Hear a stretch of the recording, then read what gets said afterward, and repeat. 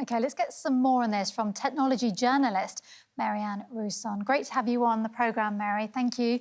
So it seems like everyone, including the likes of Elon Musk, is waking up to the problem of AI and the threat that it poses to our lives, our livelihoods, our jobs, how we make a living.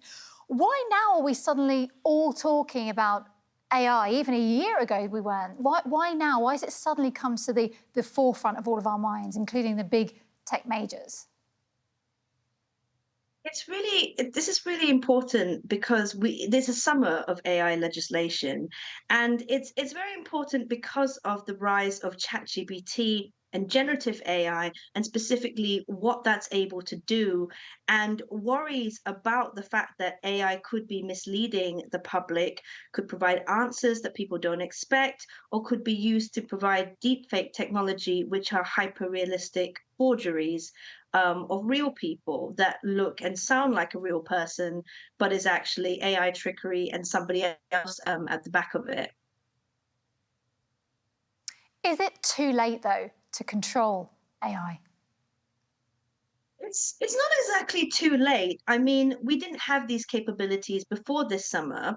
Deepfake technology is something that's been on the rise for maybe the last, 5 to 8 years.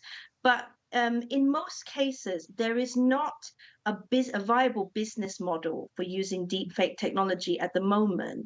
Part of the reason for the Hollywood strike at the moment that's affecting the reason why actors have got on board is because of the fact that they're being told that Hollywood studios would like to license their images and be able to use those imagery and use AI with it. And this is what the actors in part take offense to. And that's why they've joined the writers' strike. But if you look at whether there's an actual commercial business model for deepfake technology, there isn't at the moment. So the biggest risk with deepfake technology is basically disinformation. So impacting elections, people pretending to be someone else saying something that they shouldn't, or something to influence people in a certain way. And you could have leaders sort of declaring war. It's absolutely terrifying. You mentioned the strikes in Hollywood as well, and it seems like that's got a lot of support because people see their own jobs at risk potentially, and that's really sort of at the root of that problem there. What sort of regulation, if any, do you think we need, especially when we're talking about the fact that elections could potentially be rigged? That's scary.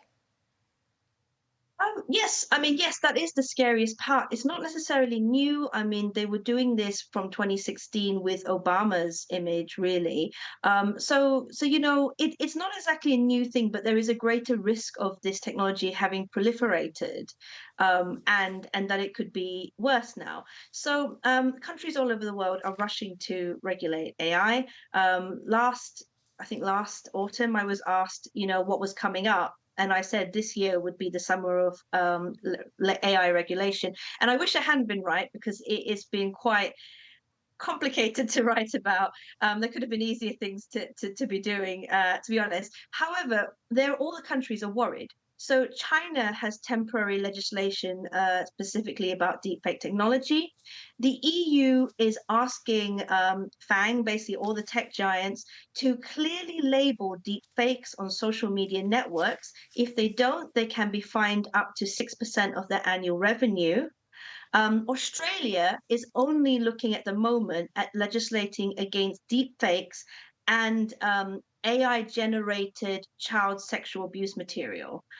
So basically, it seems like a lot of the conversations are specifically looking at deepfakes being used to influence elections or being used to create undesirable illegal material.